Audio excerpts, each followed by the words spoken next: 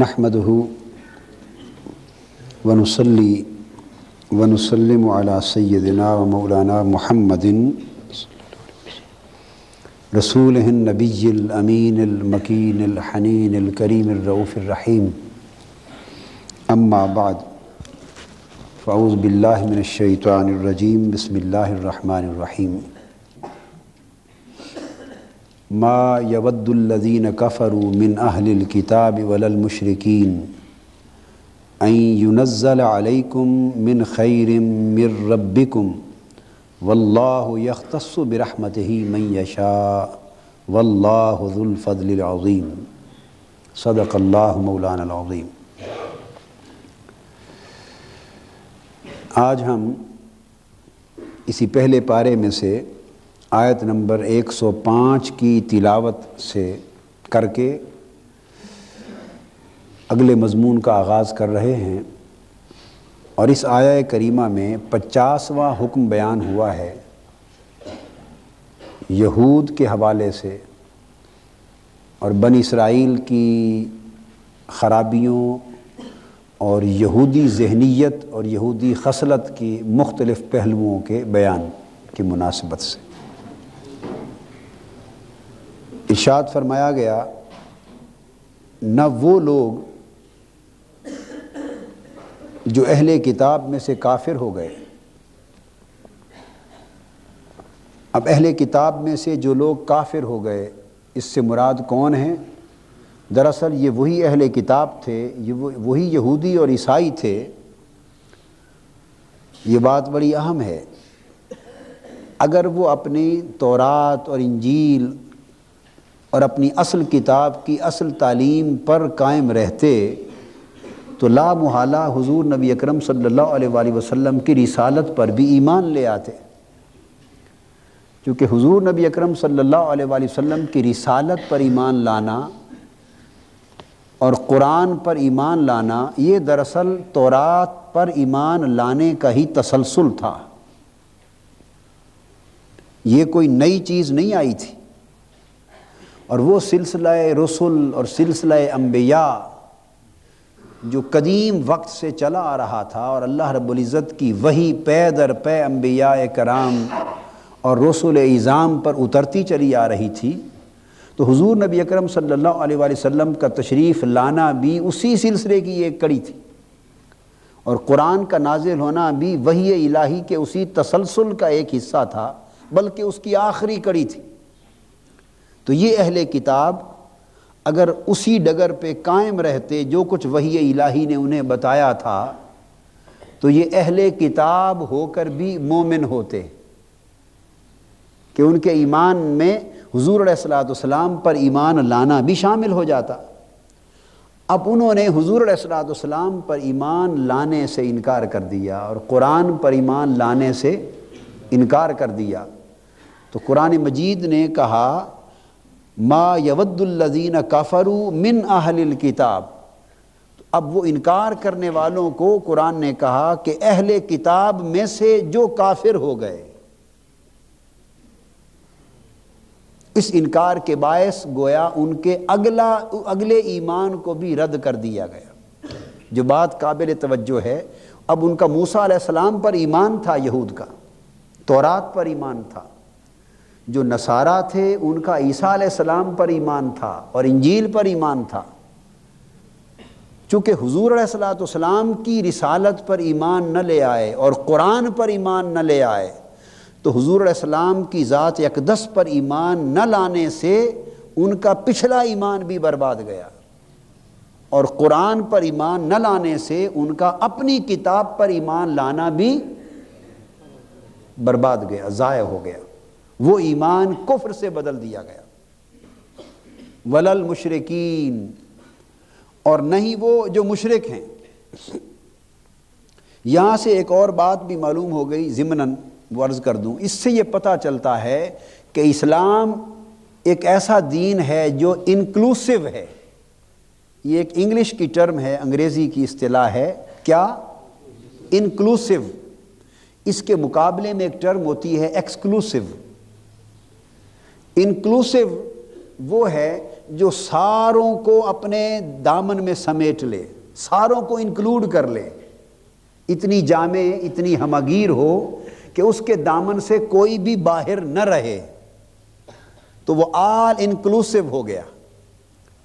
اور ایکسکلوسیو یہ ہے کہ کسی ایک چیز پر یا بعض چیزوں پر کنفائن کر لیا اور کئی چیزیں اس کے دامن سے خارج ہو گئیں، ایکسکلشن ہو گیا ان کا۔ تو یہ جو انکلوژن اور ایکسکلوژن کا عمل ہے، اسلام انکلوسیو دین ہے، اور اسلام کے علاوہ باقی تمام مذاہب جو دنیا میں آئے وہ ایکسکلوسیو تھے۔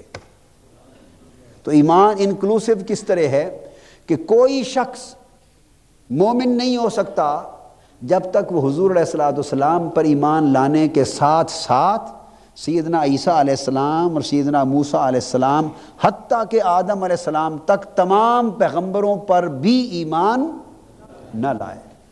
اگر اس نے ایک پیغمبر پر بھی ایمان لانے سے انکار کر دیا، اور حضور علیہ السلام کا کلمہ گو تھا، مگر ایک پیغمبر پر بھی ایمان لانے سے انکار کر دیا، وہ اس ایمان لانے کے باوجود کافر ہو گیا۔ کیوں؟ کہ دین اسلام نے جو ہمیں ایمان کا تصور دیا وہ انکلوسیو تصور تھا۔ میں جب ویسٹرن ورلڈ میں جب جاتا ہوں، امریکہ میں، یورپ میں، اور میرے بعض اوقات لیکچرز ہوتے ہیں نان مسلمز کو، اس میں کرسچنز ہوتے ہیں، اس میں یہودی ہوتے ہیں، ایسے ہماری تنظیمات خصوصی لیکچرز بھی ارینج کرتی ہیں۔ تو پچھلے دنوں مانچسٹر میں بھی ایک ایسا بہت بڑا لیکچر وہ انگریزوں کے، برطانیہ کے ڈائریکٹر آف ایجوکیشن کی طرف سے، ڈپارٹمنٹ آف ایجوکیشن کی طرف سے ارینج ہوا تھا۔ اس میں ان کے پروفیسرز، ان کے لیکچررز، ان کے ٹیچرز، اس میں خیر ہندو اور بدھ مت وغیرہ کے یہ لوگ بھی آئے ہوئے تھے، سب غیر مسلم تھے۔ تو اس میں اس کنسیپٹ کو ایلیبوریٹ کر رہا تھا کہ اگر آپ اصل تورات کے مطابق سچے یہودی بننا چاہتے ہیں تو سچے یہودی آپ اس وقت تک نہیں بن سکتے جب تک سچے مسلم نہ بنے، اور اگر آپ صحیح معنی میں عیسائی یعنی عیسیٰ علیہ السلام کو ماننے والے، اگر آپ سچے عیسائی بننا چاہتے ہیں تو آج سچی عیسائیت بھی اسلام میں ہے اور سچی یہودیت بھی اسلام میں ہے۔ اسلام نے سب کو اپنے دامن کے اندر سمیٹ لیا ہے۔ گویا جو تعلیمات موسیٰ علیہ السلام تورات کی شکل میں لے کے آئے وہ ایک پھول تھا، پھر عیسیٰ علیہ السلام انجیل کی شکل میں لائے وہ ایک پھول تھا، داؤد علیہ السلام زبور کی شکل میں لائے وہ ایک پھول تھا۔ اس طرح سینکڑوں رسول صحائف لائے اپنی اپنی امتوں کی طرف، وہ سارے پھول تھے۔ ہر امت کے ہاتھ میں ایک ایک پھول تھا، اور آقا علیہ السلام کی امت مسلمہ کو اللہ نے سارے پھول ملا کے گلدستہ بنا کے دے دیا، ہمیں اسلام کی صورت میں گلدستہ دے دیا۔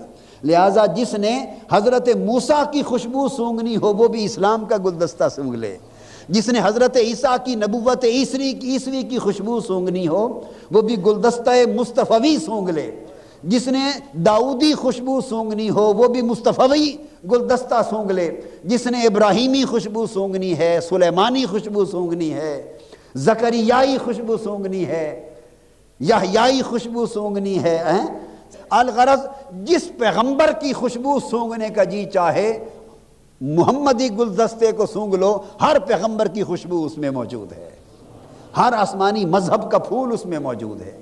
اس لیے کسی نے کیا خوب کہا کہ حسن یوسف دم عیسیٰ ید بیضا داری، آنچ خوباں ہما دارند تو تنہا داری۔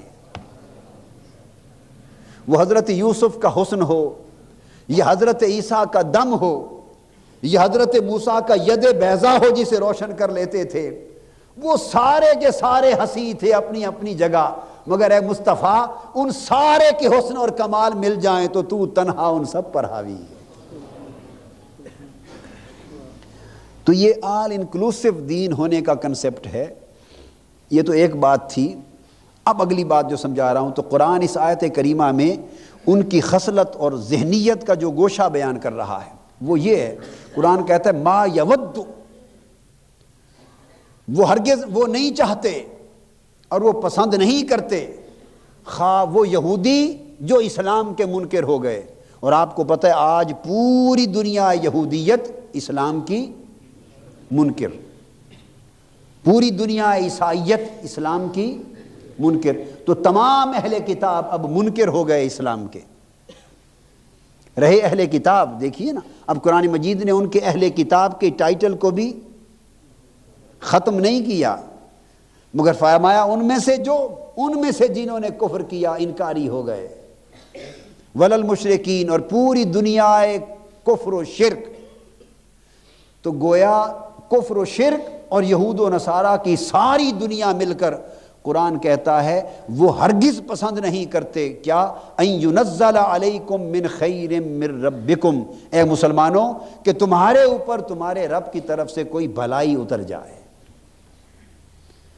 اب ایسے لگتا ہے کہ آج امت مسلمہ سے خطاب کیا جا رہا ہے، ان مسلمانوں سے جو اپنی خیرات کی بھیک لینے کے لیے حسن ظن لے کر واشنگٹن جاتے ہیں، کوئی اپنی خیرات کی بھیک لینے کے لیے ماسکو جاتے ہیں، کوئی خیر کی توقع دہلی سے کرتا ہے، کوئی خیر کی توقع اسرائیل سے کرتا ہے، اور کوئی خیر کی توقع UN سے کرتا ہے۔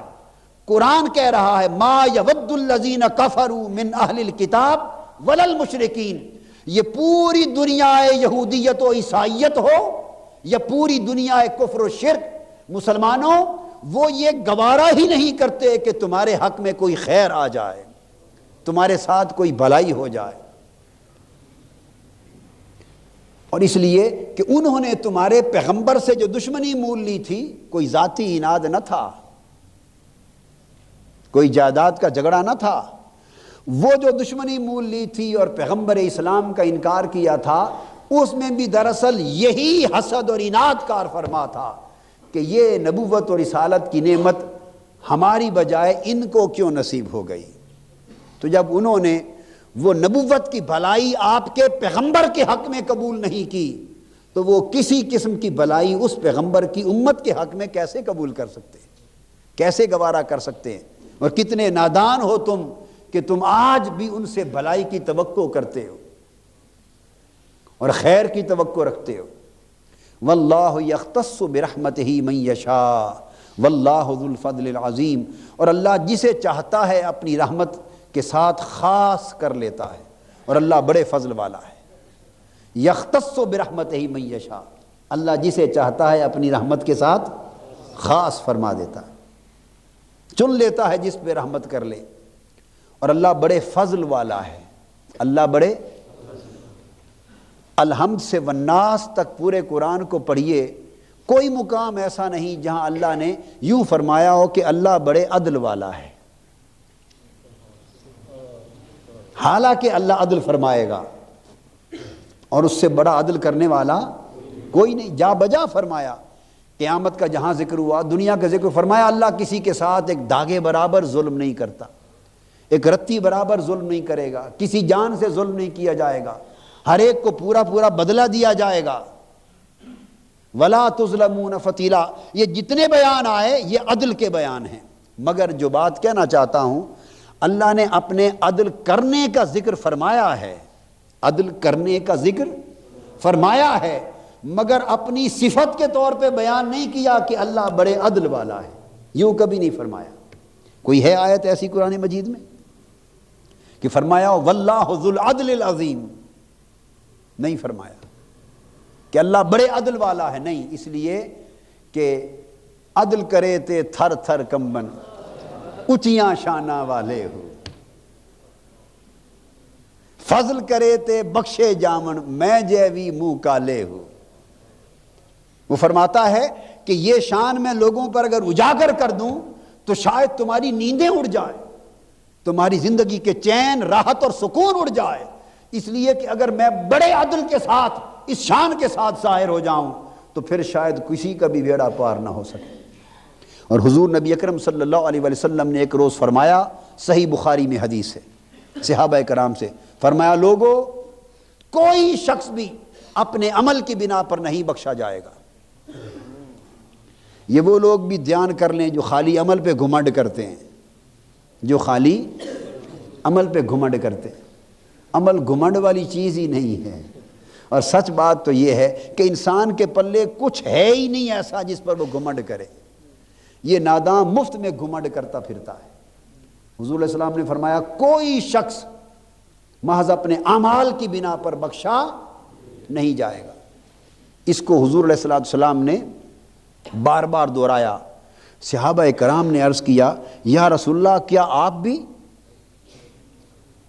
اتنا زور دے کر فرما رہے تھے، عرض کیا آقا کیا آپ بھی؟ فرمایا ہاں میں بھی۔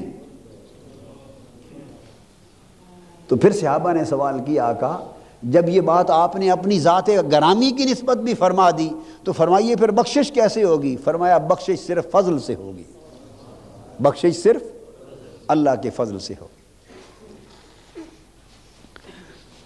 تو اللہ پاک نے اپنی شان کو اس طرح اجاگر نہیں کیا کہ واللہ ذو العدل العظیم، نہ، ہمیشہ فرمایا واللہ ذو الفضل العظیم، واللہ ذو عدل کرے گا تو ممکن ہے حساب برابر ہو جائے۔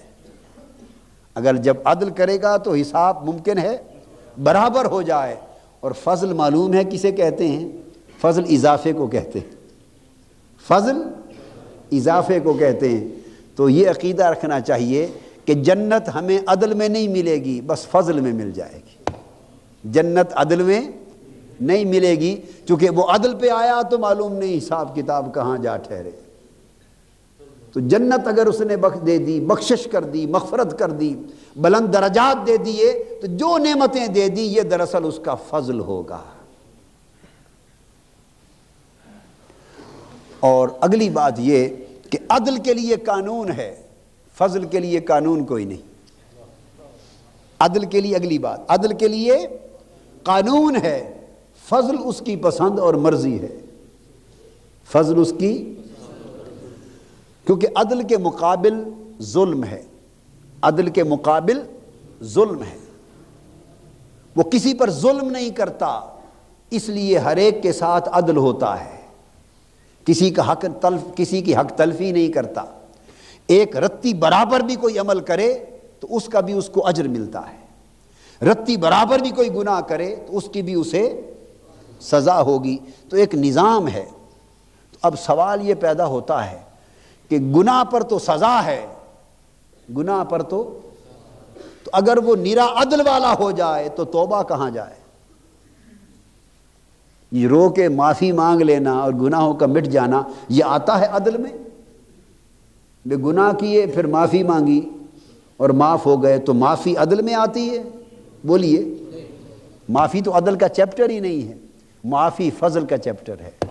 تو توبہ فضل میں، معافی فضل میں، بخشش فضل میں۔ تو اللہ پاک نے کہ ہاں عدل کا ایک ضابطہ ہے، جو کرے گا سو بھرے گا، جو بوئے گا سو کاٹے گا، بس تیسری بات کوئی نہیں، یہ عدل ہے۔ عدل میں اللہ پاک نے خود چیلنج کر دیا کہ جو کچھ کرو گے تمہارے سامنے تمہاری کتاب نامہ اعمال کھول کے رکھ دیا جائے گا، اور ہر چیز تم اپنی آنکھوں کے سامنے پالو گے۔ اور انسان نامہ اعمال دیکھ کر کہے گا ہائے یہ کیسی کتاب ہے کہ میں نے میری کوئی چھوٹی سے چھوٹی بات بھی لکھنے سے نہیں رہ گئی، ہر چیز لکھی پڑی۔ وہ عدل کی کتاب ہوگی، جزا اور سزا عدل کے تحت۔ اور اس کے بعد رہ گیا فضل۔ فضل کے لیے اللہ پاک نے ایسی کوئی پابندی والا ضابطہ نہیں بنایا، چونکہ عدل حق بنایا ہے ہمارا، عدل ہمارا حق کر دیا ہے، فضل حق نہیں ہے۔ فضل یہ صرف اس کا حق ہے، عدل ہمارا حق ہے، اس لیے ہمیں پورا دیتا ہے، اور فضل اس کا حق ہے جس کو چاہے عطا کرتا ہے۔ لہذا جہاں بھی اللہ پاک نے قرآن مجید نے فضل کے لفظ کا ذکر فرمایا وہاں من یشاء کا ذکر آیا، فرمایا واللہ یختص برحمتہ من یشاء واللہ ذو الفضل العظیم۔ وہ جس کو فضل کرتا ہے، جس پر رحمت کرتا ہے، کس پر نہیں فرمایا جس کا استحقاق ہوتا ہے، جس کا استحقاق ہوتا ہے اس کو حق کے برابر دے گا تو وہ عدل ہوگا، اور جس کو حق سے بڑھ کر دینا چاہے اسے فضل کے خزانے سے دیتا ہے۔ فرماتا ہے بندے یہ تو تیرا حق تھا، یہ لے جا، یہ عدل ہو گیا، اب تو مجھے پسند آ گیا ہے، تو مجھے پسند آ گیا ہے، لے فضل کے خزانے سے مزید لے جا۔ اب فضل سے جب دینے پر آئے تو جتنا دے دے کوئی پوچھ نہیں سکتا، چونکہ اس میں نہ کسی کی حق تلفی، نہ وہ حق ہے نہ حق تلفی ہے، نہ حق ہے نہ حق تلفی ہے۔ اس لیے فرمایا اللہ یجتبی الیہ من یشاء ویہدی الیہ من ینیب، اللہ جسے چاہتا ہے، جس پر فضل کرنا چاہے، جسے فضل سے نوازنا چاہے، یجتبی الیہ، خود اٹھا کر اپنی بارگاہ کی رسائی دے دیتا ہے، اپنے تک چن لیتا ہے، اسے شان اجتباء سے نوازتا ہے۔ وَيَهْدِي إِلَيْهِ مَن يُنِيبُ، یہ فضل نہیں بلکہ عدل ہے۔ اور جو بندہ خود محنت کرتا ہے اس کو اس کی محنت کے برابر راستے کھولتا چلا جاتا ہے، راستے الذین جاہدوا فینا لنہدینہم سبلنا، جو لوگ ہماری راہ میں مجاہدہ کرتے ہیں ہم ان کے لیے راستے کھول دیتے ہیں۔ تو جو لوگ ریاضت کرتے ہیں، محنت کرتے ہیں، اللہ ان کی محنت کا اجر دیتے ہوئے انہیں اتنے راستے ان کے لیے کشادہ کرتا چلا جاتا ہے۔ یہ اللہ کا طریقہ عدل ہے۔ اور جس پر اللہ کی اپنی نگاہ انتخاب پڑ جائے، اپنی نگاہ انتخاب پڑ جائے، تو وہ بے شک عمر ہو اور تلوار لے کر ارادہ قتل کے ساتھ آیا ہو، اگر عدل ہوتا تو ارادہ قتل کے نتیجے میں خود پرخشے اڑا دیے جاتے کہ عمر تو تلوار کے ساتھ میرے مصطفیٰ کو شہید کرنے آیا ہے، میرے محبوب کی شہادت کے در پہ ہے، آ تجھے تیری تلوار اور تیرے ارادے کا مزہ چکھا دوں۔ اگر عدل ہوتا تو کچھ اور ہو جاتا، مگر قتل کرنے کے ارادے سے آئے تھے، نگاہ فضل پڑ گئی، نگاہ فضل پڑ گئی، عدل نہیں کیا۔ عدل ہوتا تو اس ارادے کا مزہ چکھایا جاتا، اس کا کہ تلوار لے کر آتا ہے میرے حبیب کو قتل کرنے، نہیں، نگاہ فضل پڑ گئی۔ تو آئے تھے شہید کرنے اور خود شہید ہو گئے، شہید فضل ہو گئے، شہید نگاہ ہو گئے۔ تو یہ نظام اور ہوتا ہے۔ تو جب نگاہ پڑ جاتی ہے تو پھر اولیاء، کوئی ابراہیم ادہم ہو، کوئی فضیل بن ایاز ہو، کوئی مبارک بن عبداللہ ہو، کوئی داؤد طائی ہو، کوئی حبیب عجمی ہو، کوئی شراب خانے میں تنبورہ بجا رہا ہے بیٹھا، ساز گانے سن رہا ہے، تنبورہ انگلی سے تنبورے کا تار ہلاتا ہے، بجائے ساز کے سوز اٹھتا ہے اور تار بولتی ہے اے داؤد ابھی تیرے حق کی راہ پر چلے آنے کا وقت نہیں آیا۔ اس تنبورے کی آواز سے ہی توبہ ہو جاتی۔ نگاہ فضل پڑ جائے تو ایک پرچی راستے میں نظر آتی ہے، اس پر اللہ کا نام لکھا ہوا ہے، وہ اٹھا کر اللہ کے نام کو چوم کر خوشبو لگا کے رکھتا ہے۔ رات زیارت ہوتی ہے، تو نے میرے نام کو بلند کر دیا، میں نے تجھ کو بلند کر دیا۔ رحمت حق بہانہ می جوید بہا نمی جوید، جب فضل کی باری آتی ہے تو کسی بہانے سے بیڑا پار کر دیتے۔ تو سلطان باہو رحمۃ اللہ علیہ فرماتے ہیں کئی جاگن تے کئی جاگ نہ جانن تے کئی جاگ دیاں بھی ستے ہو تے کنہ نو رب ستیاں ملیا۔ یہاں فضل ہو گیا، کنہ نو رب ستیاں ملیا تے کئی جاگ دے بھی گئے مٹھے ہو، یعنی رات جاگتے بھی رہے اور بجائے کچھ لے کے جانے کے لٹا کے چلے گئے۔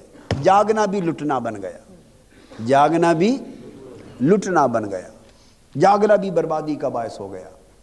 تو یہ تو عدل اور فضل کے قصے ہیں۔ دعا کیا کریں کہ ہم اللہ پاک کے عدل والے کھاتے میں نہیں، فضل والے کھاتے میں آ جائیں، عدل پہ پورا نہیں اتر سکتے۔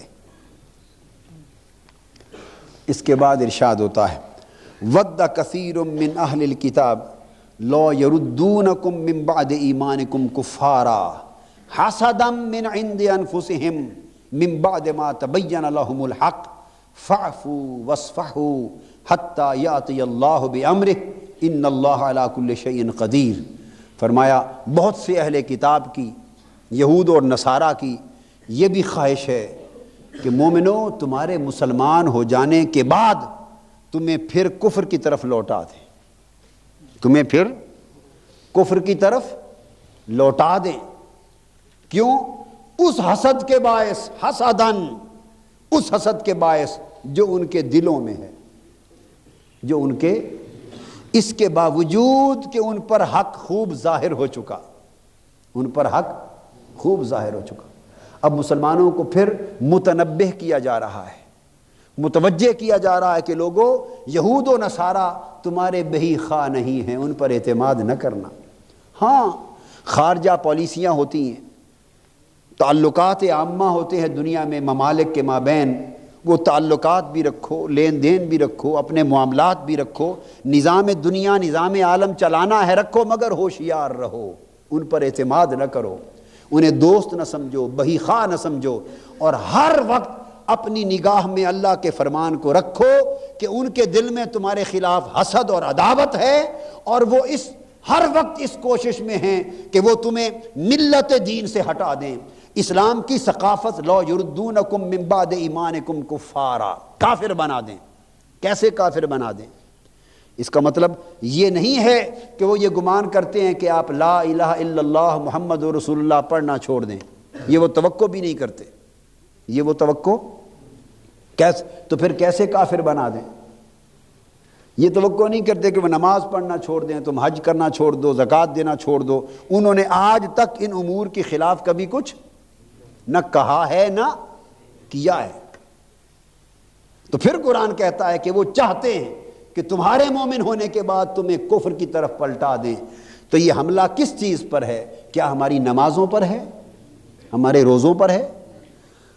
پوری کی پوری دنیا ہے کفر کو ماہ رمضان المبارک کے ساتھ کوئی قد ہے کہ مسلمان روزے نہ رکھیں؟ کبھی ایک معمولی سی بھی مخالفت اس بات میں آپ نے دیکھی؟ کبھی حج کی خلاف کی مخالفت کسی سمت سے اٹھی؟ کبھی نماز پنجگانہ نہ پڑھیں یہ لوگ، کبھی مخالفت اٹھی؟ جی قرآن کی تلاوت نہ کریں، کبھی مخالفت اٹھی؟ تو قرآن کہتا ہے یقینی طور پر کہ ان کی یہ خواہش ہے کہ تمہارے مومن ہونے کے بعد تمہیں واپس کفر کی طرف پلٹا دیں۔ تو سوال یہ پیدا ہوتا ہے کہ وہ کون سا کفر ہے جدھر وہ پلٹانا چاہتے ہیں؟ آج قرآن مجید کی وہ آیتیں جو 1400 برس پہلے اتری، بہت سے راز ان کے اندر ایسے پوشیدہ تھے جو آج کھل گئے، آج کھل گئے، اور کئی راز ایسے ہیں جو آنے والے وقتوں میں کھلتے جائیں گے۔ آج امریکہ کا اور مغربی دنیا کا اور مغربی سامراجی طاغوت کا حملہ جو عالم اسلام پر ہو رہا ہے، وہ اسلام کی ثقافت کے راستے سے ہو رہا ہے، اسلام کی تہذیب پر ہو رہا ہے، اسلام کے کلچر پر ہو رہا ہے، اسلام کے نظریات پر ہو رہا ہے، اسلام کے جہاد اور انقلاب کے جذبے پر ہو رہا ہے، اس امر پہ ہو رہا ہے کہ اسلام ایک عالمی طاقت بن کے نہ ابھرے۔ مسلمان اپنے قرآن کی دی ہوئی ثقافت پر سٹک نہ کریں، اپنی تہذیب کو ایک نظام زندگی نہ بنا لیں۔ انہیں یہ بات گوارا ہے کہ اسلام ایک مذہب کے طور پہ پریکٹس ہوتا رہے، یہ گوارا نہیں کہ ایک پورے نظام کے طور پر، ایک کلچر کے طور پر، ایک سسٹم کے طور پر، اور ایک پوری کی پوری دنیا کی ثقافت کے طور پہ اسلام پر پریکٹس کی جائے۔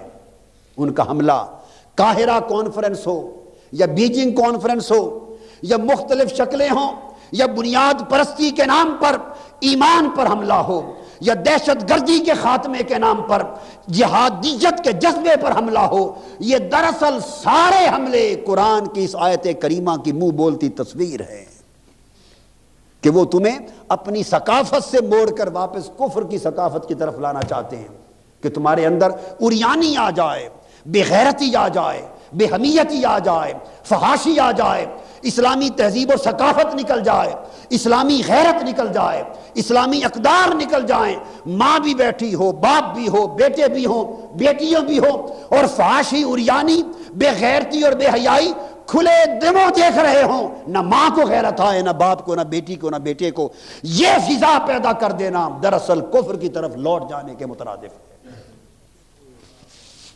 یہ فضا پیدا کر دینا، دلوں میں یہ برداشت پیدا کر دینا، ذہنوں میں یہ کیفیت پیدا کر دینا بے ضمیری کی، بے حسی کی، یہ حقیقت میں قرآن مجید کا لو یردونکم من بعد ایمانکم کفارا کا عمل ہے۔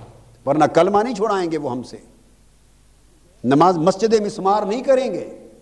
وہ تو امریکہ میں بھی آئے دن بن رہی ہیں، وہ تو یورپ میں بھی بن رہی ہیں، مغربی دنیا میں بھی بن رہی ہیں مسجدیں۔ تو سوال یہ ہے کہ وہ مسجد والے اسلام کو نہیں چھیڑنا چاہتے، وہ انقلاب والے اسلام کو چھیڑنا چاہتے ہیں، وہ جہاد والے اسلام کو چھیڑنا چاہتے ہیں، وہ اس اسلام کو دبانا چاہتے ہیں جو ایک قوت کے طور پر کرۂ ارضی پہ اوپر آئے، جو ایک نظام کے طور پہ ابھرے، جو امت کو ایک بلاک بنا دے جس سے دنیا میں اسلام کی تہذیب و ثقافت کا پھر دور دورہ ہو جائے۔ یہ سارا دھندا ہے، اور امت کے حکمران اور امت کے لوگ شعوری یا لاشعوری طور پر کفر کی طرف تیز رفتاری کے ساتھ دوڑے جا رہے ہیں تیز رفتاری کے ساتھ۔ اس کے بعد قرآن مجید نے پھر کہا، اور یہاں یہ بھی بتا دوں اللہ اکبر، ساتھ وہ آیت اور 51 نمبر کا ایک حکم آ گیا کہ ہم صرف امریکہ کو ہی مورد الزام نہ ٹھہرائیں، مغربی دنیا کو ہی نہ ٹھہرائیں، وہ تو دشمن ہے دین کے، انہوں نے تو یہ کرنا ہی تھا اور وہ کریں گے، مگر اپنوں کا جو قصور ہے، نادان دوستوں کا، اس کا بھی ذکر قرآن کرتا ہے۔ قرآن کوئی سمت خالی نہیں چھوڑتا۔ صفحہ پڑھتا سامنے آیت آ گئی، حکم نمبر 51، فرمایا وَقَالُوا لَن يَدْخُلَ الْجَنَّةَ إِلَّا مَنْ كَانَ هُودًا أَوْ نَصَارَىٰ تِلْكَ أَمَانِيُّهُمْ قُلْ هَاتُوا بُرْهَانَكُمْ إِن كُنتُمْ صَادِقِينَ۔ یہاں یہودیوں کی فرقہ پرستی کا ذکر آ گیا ہے۔ اس انجام تک پہنچانے والے خود مذہبی رہنما بھی ہیں۔ انہوں نے کہا کہ وہ اہل کتاب کہتے ہیں ایک دوسرے میں اور بتاتے ہیں کہ جنت میں ہرگز کوئی داخل نہیں ہوگا سوائے اس کے کہ وہ یہودی ہو جائے یا نصرانی ہو جائے۔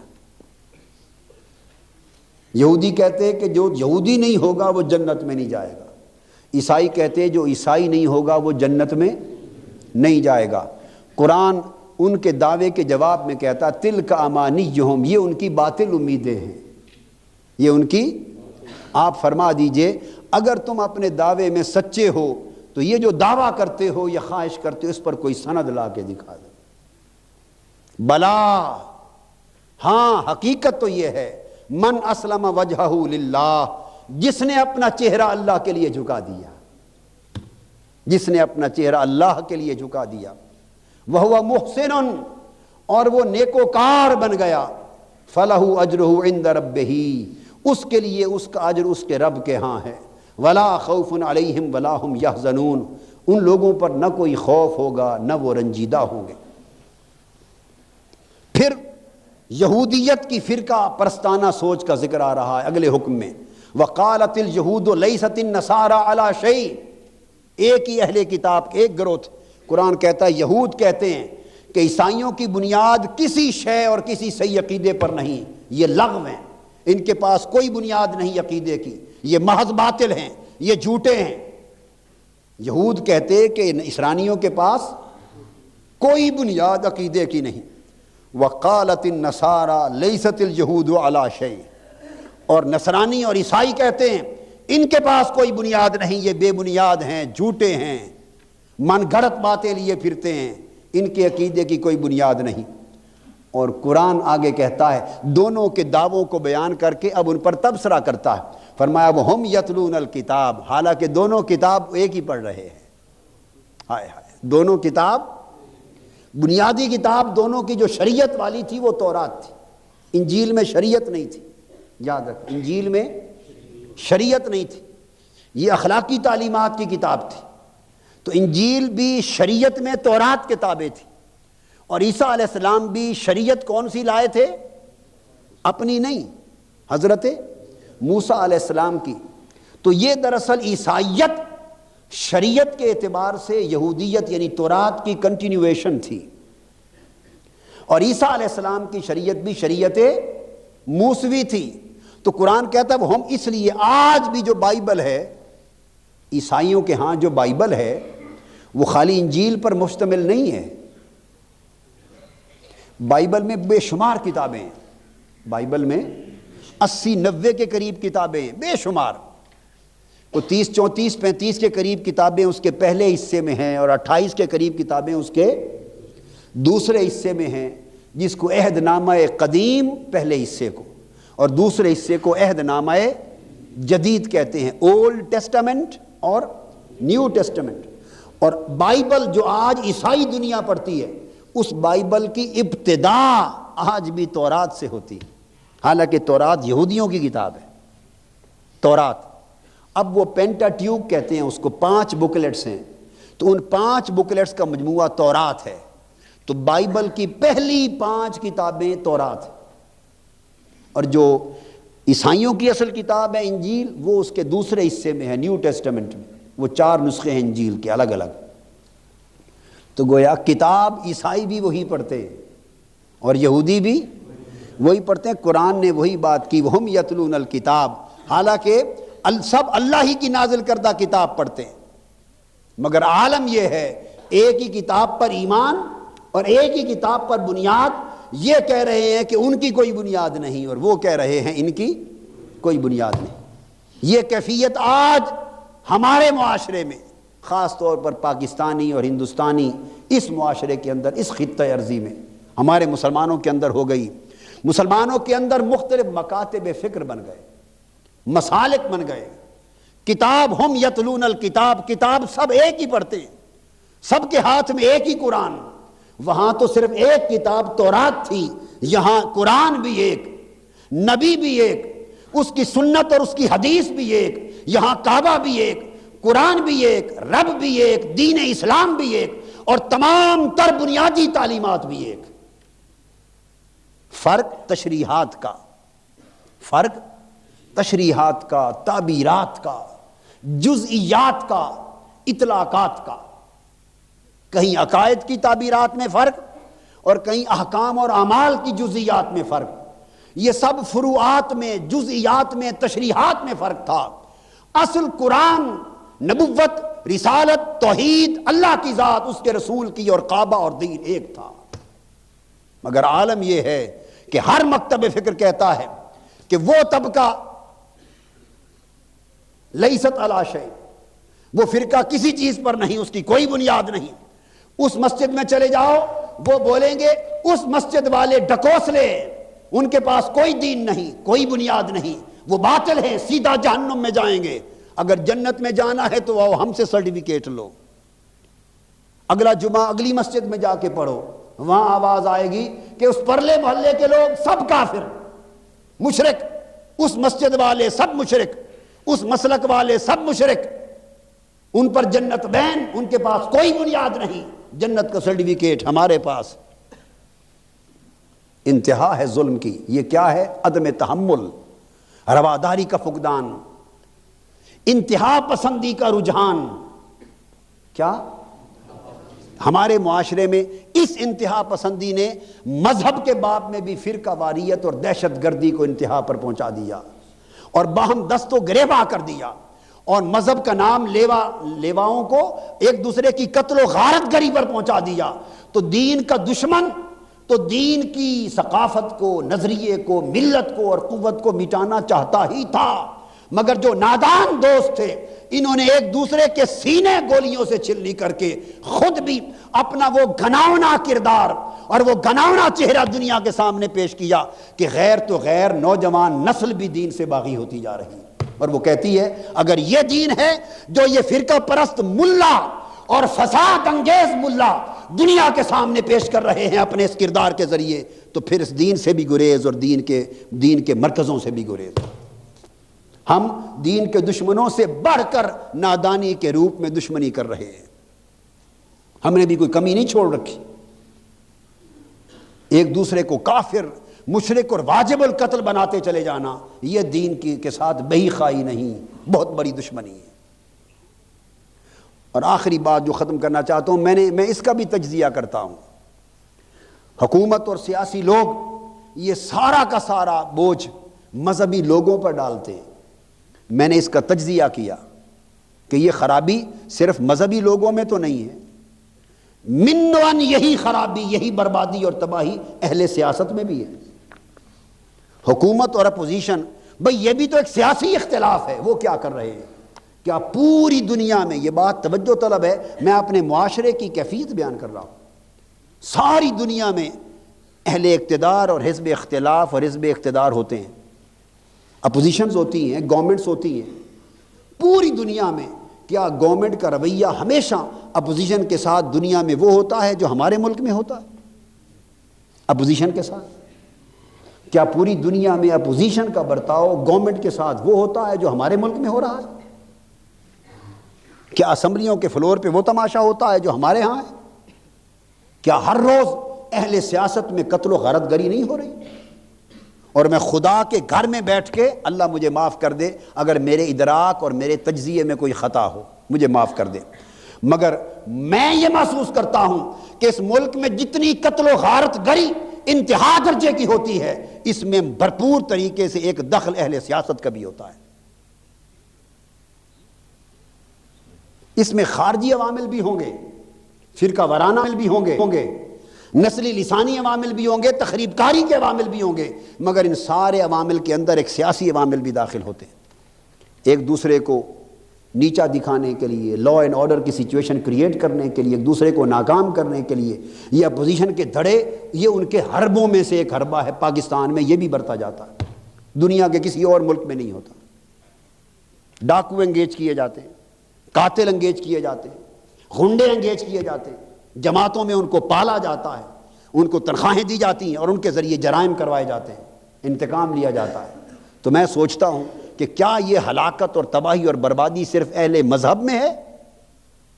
جواب آتا ہے نہیں، یہ اس ملک میں اہل سیاست میں بھی ہے، سیاسی لیڈر بھی یہی کچھ کرتے ہیں۔ سندھ میں کیا ہوتا ہے، پنجاب میں کیا ہو رہا ہے، سرحد میں کیا ہو رہا ہے، کراچی میں کیا ہو رہا ہے، بلوچستان میں کیا ہوتا ہے۔ تو جب سیاست میں بھی وہی طرز عمل ہے کہ ایک دوسرے کی برداشت نہیں، مذہب میں بھی وہی طرز عمل ہے کہ ایک دوسرے کی برداشت نہیں، تو پتہ یہ چلا کہ یہ خرابی بنیادی طور پر صرف اہل مذہب اور علماء طبقے کی نہیں، یہ اہل سیاست اور سیاست دانوں کی بھی ہے۔ تو یہ ساری خرابی بنیادی طور پہ اس معاشرے میں ہے، اس میں تعلیم کا فقدان ہے، یہ شعور اور تعلیم میں معاشرہ بہت پیچھے رہ گیا ہے، قدریں ختم ہو گئی ہیں۔ تو دراصل ایک ہمہ گیر تعلیمی اور شعوری تبدیلی کی ضرورت ہے۔ یہی وجہ ہے کہ تحریک منہاج القرآن اس نتیجے پر پہنچی کہ اس ملک کی سیاست اور اس ملک کے سو کال انتخابات اور انتخابی عمل اس دھندے میں اپنی جد و جہد کو جاری رکھنے سے 100 سال سے بھی اس ملک اور اس قوم کے لیے کوئی خیر پیدا نہیں ہو سکتی۔ یہ سب فتن اور فساد کا عمل ہے۔ بنیادی کام جو کرنے والا ہے، جس سے معاشرہ محروم ہے، وہ ان قدروں کو زندہ کرنے کی ضرورت ہے، شعور اور تعلیم کے ذریعے، کہ اگر شعور اور تعلیم کے ذریعے وہ قدریں اجاگر ہو جائیں تو ہمارا طرز فکر بدل جائے، طرز عمل بدل جائے، ہم ایک دوسرے کو برداشت کرنے لگیں، اچھے برے کی تمیز کرنے لگیں، خیر و شر میں امتیاز کرنے لگیں۔ اگر یہ تبدیلی ہماری زندگیوں میں آ جائے تو میرا خیال ہے کہ خود بخود ملک اور قوم کے حالات بدل جائیں گے۔ تو یہ وہ کیفیتیں ہیں جو اللہ پاک نے یہود کے حوالے سے بیان کی اور آج ہمارے معاشرے میں کثرت کے ساتھ یہ درکار آئی۔ اسی باب میں ایک آخری حکم آ گیا جس کو ختم کریں، کل سے اور مضمون شروع ہو جائے گا، وہ بھی اسی باب سے متعلق تھا۔ وہ 53واں حکم ہے، آیت نمبر 120 میں اللہ پاک نے فرمایا وَلَن تَرْضَىٰ عَنْكَ الْيَهُودُ وَلَا النَّصَارَىٰ حَتَّىٰ تَتَّبِعَ مِلَّتَهُمْ قُلْ إِنَّ هُدَى اللَّهِ هُوَ الْهُدَىٰ وَلَئِنِ اتَّبَعْتَ أَهْوَاءَهُمْ بَعْدَ الَّذِي جَاءَكَ مِنَ الْعِلْمِ مَا لَكَ مِنَ اللَّهِ مِنْ وَلِيٍّ وَلَا نَصِيرٍ۔ فرمایا مسلمانوں یاد رکھ لو کہ یہود اور نصارہ، پورا عالم یہودیت اور عالم عیسائیت، لن ترضا عنک، وہ آپ سے کبھی راضی نہیں ہوں گے۔